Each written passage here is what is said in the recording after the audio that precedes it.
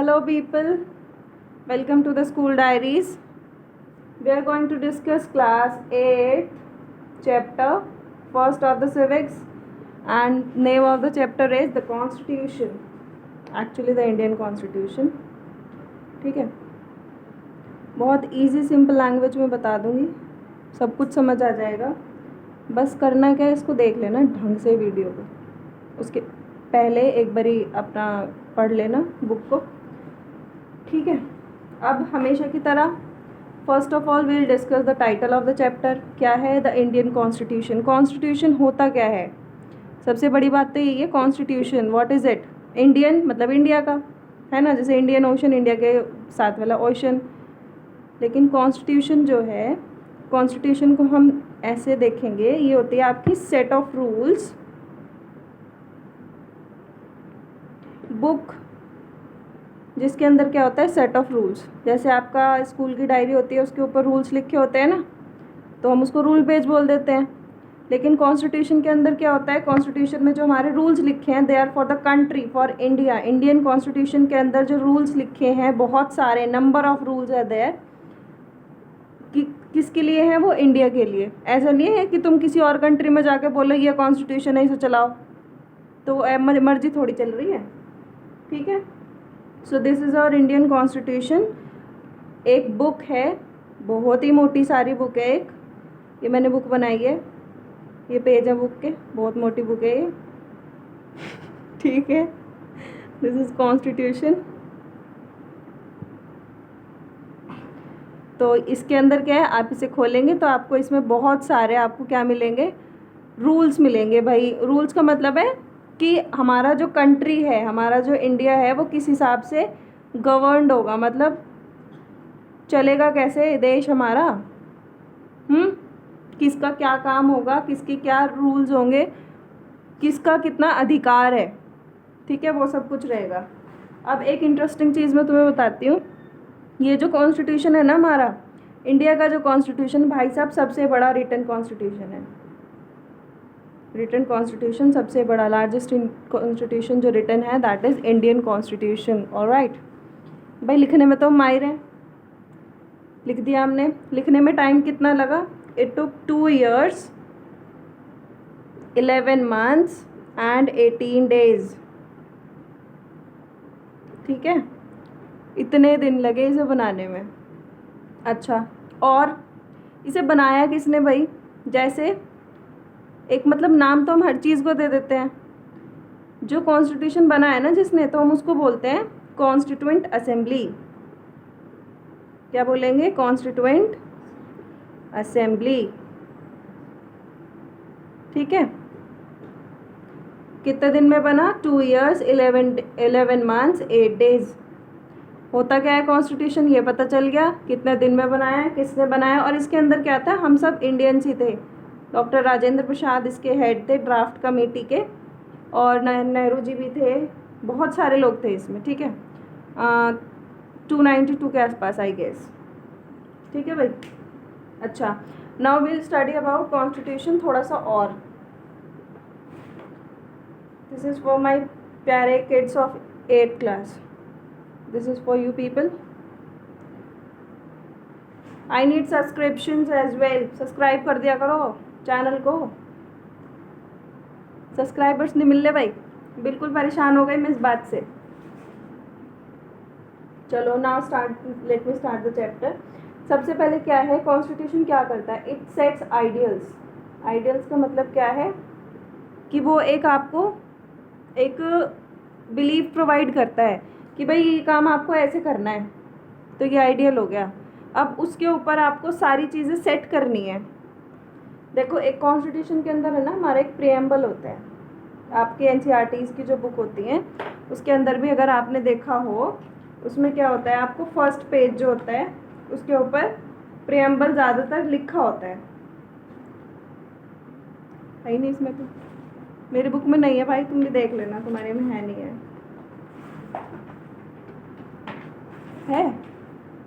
Preface है वो, बेवकूफ़. अच्छा देखो, तो प्रियम्बल में क्या है, सबसे पहले लिखा है इसमें इक्वालिटी, मतलब इसके अंदर क्या है, इक्वालिटी लिखा है, फ्रीडम लिखा है।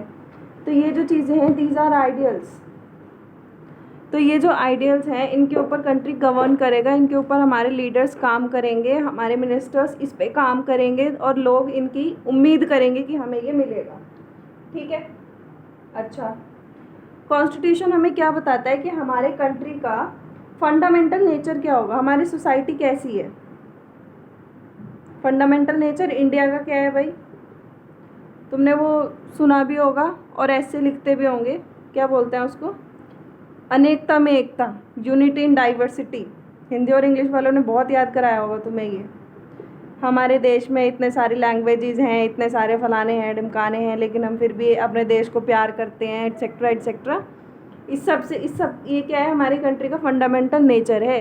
हमारे यहाँ डाइवर्सिटीज़ बहुत ज़्यादा हैं। डाइवर्सिटीज़ का मतलब होता है डिफरेंसेस, अंतर। देखो अंतर तुम लोग ऐसे देखो, इंडिया जो है, यहाँ जो हमारा इंडिया का जो आपका ये आईसी एरिया जो हमारा बर्फ़ जहाँ पर जमती है यहाँ पर, फिर उसके बाद यहाँ हमारा उत्तर प्रदेश आ गए इधर जाके थोड़ा, तो यहाँ के पीपल में और यहाँ के पीपल में बहुत डिफरेंस है भाई। ये कुछ और बोलते हैं, हम कुछ और बोलते हैं। लैंग्वेज का डिफरेंस देख लो, कल्चर का डिफरेंस देख लो, है ना। मुंबई में, महाराष्ट्र में देख लो, यूपी में और यहाँ देख लो, बहुत सारे डिफरेंसेस हैं हमारे पास। तो फिर इधर ईस्टर्न स्टेट्स में देखो बहुत ज़्यादा डिफरेंस है, पहनावा अलग है, खाना पीना अलग है, कल्चर अलग है, बहुत सारे डिफरेंसेस है ना। लेकिन फिर भी हम सब एक जगह रहते हैं, हम प्यार से रह लेते हैं। किसकी वजह से रह लेते हैं, क्योंकि हमारा जो कॉन्स्टिट्यूशन है वो हमें एक आइडिया प्रोवाइड कर रहा है, वो एक प्रिंसिपल पे है कि भाई हम सब इक्वल हैं, हम सबको इस चीज़ की फ्रीडम है, राइट्स हमारे हैं। ठीक है। तो फर्स्ट चीज़ क्या हुई कि हमारा फंडामेंटल नेचर जो है आइडियल्स पे बेस्ड है। ठीक है। अच्छा, नाउ इसमें एक छोटी सी आपको एनसीईआरटी में एक स्टोरी दी हुई है, स्टोरी क्या, सच्चाई दी हुई है। नेपाल जो है it was a monarchy. Nepal हमारा साइड वाला देश है ना, पड़ोसी हमारे। ठीक है। तो मोनार्क का मतलब क्या होता है, राजा जी थे वहाँ पर। ठीक है। तो राजा जी ने क्या बनाया हुआ था, एक कॉन्स्टिट्यूशन भी बनाया हुआ था। तो जो कॉन्स्टिट्यूशन वहाँ का था किसके लिए था, वो राजा के हिसाब से था, राजा ने लिखवाया होगा वो। ठीक है। तो कॉन्स्टिट्यूशन तो यहाँ भी है, लेकिन क्या हुआ, नेपाल के लोग जो हैं राजा से थोड़ा परेशान हो गए, मूड ख़राब करता था राजा उनका। तो उन्होंने क्या किया, उन्होंने बोला तुम निकलो, नहीं मानते हम तुम्हें राजा। तो फिर क्या बोला कि भाई हम डेमोक्रेसी चाहते हैं, डेमोक्रेसी चाहते हैं। अच्छा भाई ठीक है। बहुत साल इन्होंने स्ट्रगल किया नेपाल के लोगों ने, उसके बाद इन्हें डेमोक्रेसी मिल गई और उसके बाद भी इन्होंने क्या करा, कॉन्स्टिट्यूशन लिखा। अब किसी बच्चे ने पूछ लिया भाई कॉन्स्टिट्यूशन तो पहले भी था अब भी है, व्हाट इज़ द डिफरेंस। तो डिफरेंस ये है कि जो कॉन्स्टिट्यूशन यहाँ बना है, मोनार्क का जो कॉन्स्टिट्यूशन है, वो रूल्स जो उसमें लिखे हुए हैं वो इस हिसाब से हैं कि आपका राजा के राइट्स क्या हैं, आपकी प्रजा क्या क्या करेगी, लेकिन उसके ऊपर बंदिश नहीं है कोई भी राजा के ऊपर। और यहाँ क्या है, यहाँ हमारे पास रूल्स भी दिए हुए हैं सबके लिए। इवन प्राइम मिनिस्टर जो है, प्रेसिडेंट जो है हमारे कंट्री का या किसी भी डेमोक्रेटिक कंट्री का, उसके ऊपर भी उसकी जो राइट्स होते हैं, उसके जो वर्क एरिया होता है, उसके भी कुछ रिस्ट्रिक्शंस होते हैं, मिनिस्टर्स के रिस्ट्रिक्शंस होते हैं। वो सब कहाँ हैं, डेमोक्रेटिक कंट्री के कॉन्स्टिट्यूशन में है। ठीक है। अब देखो डेमोक्रेसी तुम्हें पता है क्या होता है, डेमोक्रेसी का मतलब होता है जहाँ पर लोगों का सरकार हो, पीपल रूल। पीपल रूल का मतलब होता है कि लोग क्या हैं, by the use of election अपने लीडर को इलेक्ट करते हैं। हाँ, इलेक्शन में वोट करेंगे, लीडर इलेक्ट हो गया, लीडर बन गया। ठीक है। तो ये जो लीडर है अब इलेक्ट हुआ है, ये लोगों के लिए काम करेगा, and this is what is known as democracy. Democracy का जो ओरिजिन है वो एक ग्रीक वर्ड से है, उसका नाम है डेमोक्रेटस, डेमोक्रेटिया।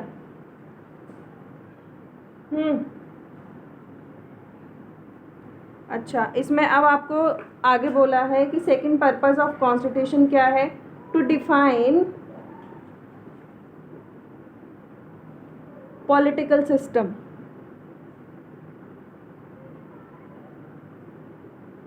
कंट्री का जो पॉलिटिकल सिस्टम रहेगा उसको डिफाइन करने के लिए। हमारे यहाँ का जो मैं एग्जांपल आपको बताती हूँ, क्या होता है, इलेक्शंस होते हैं, लोकसभा के होते हैं, राज्यसभा के होते हैं, प्रधान के होते हैं, ये होते हैं, वो होते हैं, बहुत सारे इलेक्शंस होते हैं। तो वो हमारा पॉलिटिकल सिस्टम जो है कहाँ से आया, उस बुक से ही आया ना, कॉन्स्टिट्यूशन से। और इलेक्शन इसी हिसाब से होंगे, इलेक्शन कमीशन इलेक्शंस कराता है, ये भी उसमें लिखा हुआ है ना। किसके इलेक्शंस कितने साल बाद होंगे, ये भी सब इसमें लिखा हुआ है। तो पॉलिटिकल सिस्टम को डिफाइन तो कर दिया, उसके साथ में इसको ये भी बता दिया तुम्हें करना क्या है, कैसे करना है, काम कैसे होगा। अच्छा, अब जो हमारे लीडर्स हैं, मिनिस्टर्स जो बन गए, लीडर्स हमने जो इलेक्ट करे हैं, नेता जो हैं हमारे, उनके हमने राइट्स तो बता दिए कि भाई आपको ये काम करने हैं। उसके साथ हमने उन पर क्या करा दिया, कुछ लिमिट्स भी लगी हैं कि आपका वर्क एरिया इतना ही है, इससे फालतू आपका वर्क एरिया नहीं है, आपने इतना ही काम करना है। ठीक है, ये तुम्हारे लिए थोड़ा ज़्यादा हो जाएगा, फिर भी एक बार बता देती हूँ। कॉन्स्टिट्यूशन में एक वो है, उसको बोलते हैं, एक पार्ट है, डीपीएसपी बोलते हैं उसको, directive principles of state policy. Directive principles जो होते हैं वो आपके मिनिस्टर्स को एडवाइस करते हैं, मिनिस्टर्स को बताते हैं कि आपने ये काम करने हैं। इनके हिसाब से जो मिनिस्टर्स हैं वो काम करते हैं। ठीक है, तो दिस इज़ मतलब आउट ऑफ द सिलेबस है, लेकिन अगर याद रहेगा तो बहुत ही बढ़िया बात है। तो पहला आपको क्या पता चला पर्पस ऑफ कॉन्स्टिट्यूशन, कि वो क्या करता है, आइडियल सेट करता है। ठीक है, दूसरी चीज़ क्या पता चली कि वो क्या करता है, पॉलिटिकल सिस्टम को डिफाइन करता है कि हमारे यहाँ पॉलिटिकल सिस्टम कैसा होगा। ठीक है, अच्छा, अब कॉन्स्टिट्यूशन एक चीज़ और करता है जो हम सबके लिए बहुत इम्पॉर्टेंट है, क्या है, इक्वालिटी।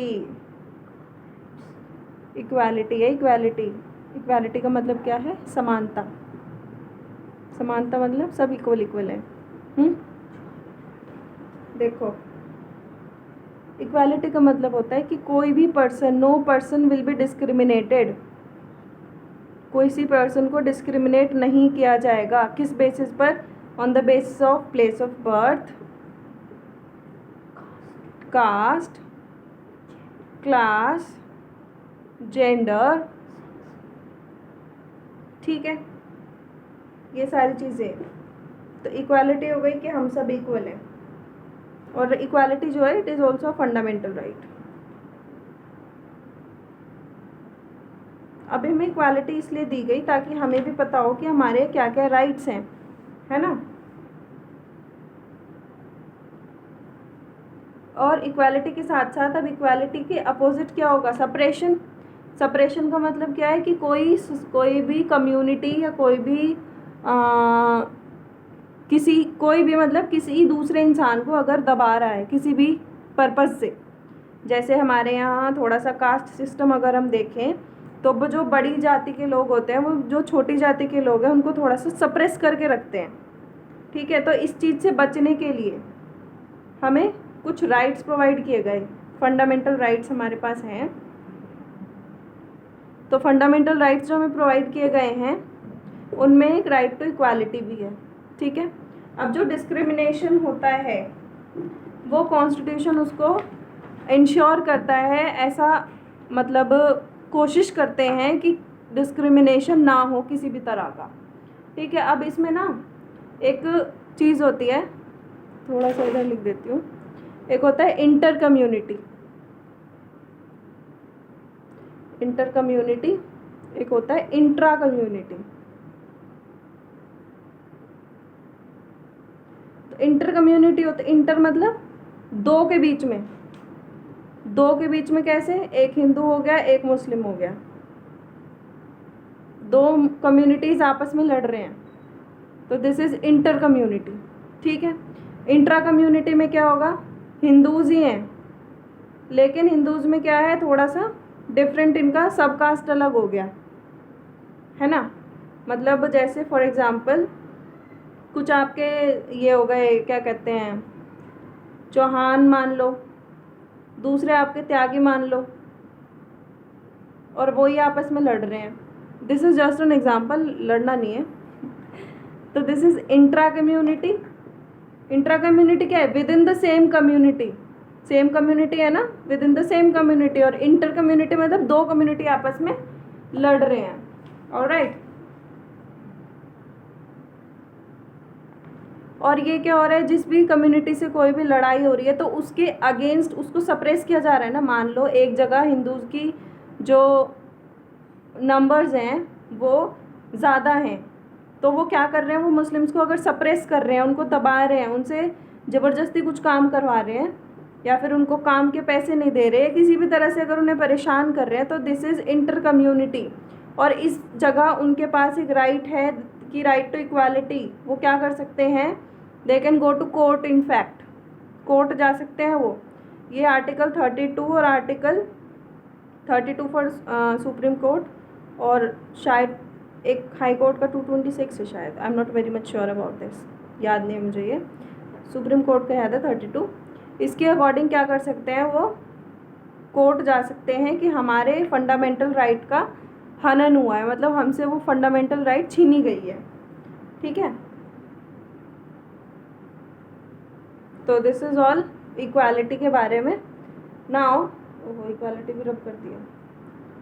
नेक्स्ट चीज़ जो आती है दैट इज़ कि बेसिक स्ट्रक्चर जो है कॉन्स्टिट्यूशन का वो नहीं बदलना चाहिए। बेसिक स्ट्रक्चर जो है वो एज इट इज़ रहेगा। कॉन्स्टिट्यूशन जो एक अच्छा कॉन्स्टिट्यूशन होता है वो क्या करता है, बेसिक स्ट्रक्चर जो कॉन्स्टिट्यूशन का है उसको प्रिजर्व करके रखता है। प्रिजर्व करने का मतलब क्या है, वो चेंज नहीं होगा।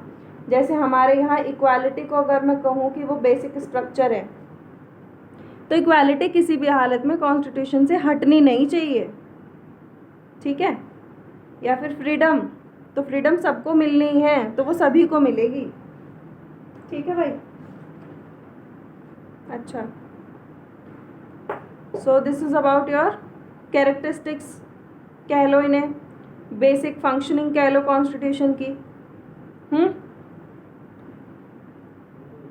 अच्छा, इफ़ यू आस्क मी कि भाई रिजर्वेशन जो है वो आपका इक्वालिटी के अगेंस्ट जा रहा है, कि एक जगह हम कह रहे हैं कि हमें इक्वालिटी मिलनी चाहिए, दूसरी जगह हम कह रहे हैं कि हमें रिजर्वेशन आप दूसरे लोगों को दे रहे हो, तो Y is it so?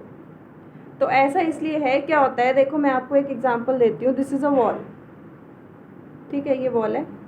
Imagine कर लिया करो मेरी ड्राइंग बस बढ़िया तरीके से। एक दीवार है, इस दीवार के पीछे यहाँ पर आपकी बहुत सारी अपॉर्चुनिटीज़ हैं।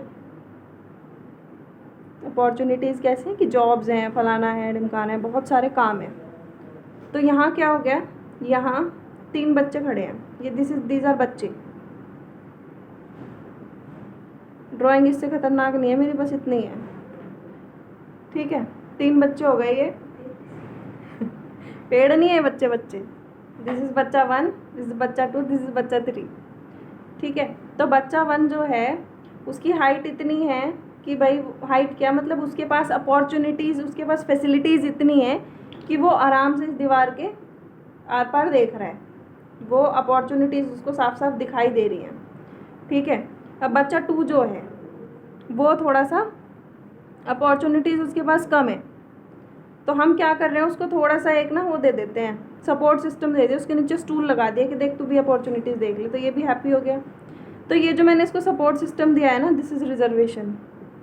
जो हमारे कॉन्स्टिट्यूशन मेकर्स ने सपोर्ट सिस्टम इन्हें दिया था, दिस इज़ रिजर्वेशन। कि आप थोड़े दिन तक, जब तक आप अच्छे से काबिल नहीं हो जाते हो, जब, क्योंकि पहले क्या हो रहा था, इनका सप्रेस हो रहे थे ये बेचारे, इंटर कम्युनिटी सिस्टम चल रहा था इनके साथ।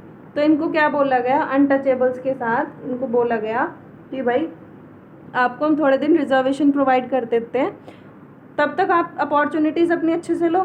बच्चे खेलेंगे तुम्हारे, बड़े हो जाएंगे, फिर बढ़िया तरीके से खेलना करना काम। ठीक है। तो this is all. In the next video we will discuss about key features of Indian constitution. Till page number 10 your NCERT is complete. ठीक है। And you can comment your doubts and और if you like the video तो like कर देना, नहीं पसंद आई तो comment कर देना कि आपको क्या चीज़ अच्छी नहीं लगी, ठीक है। And please subscribe the channel. Okay, tata, take care, good day.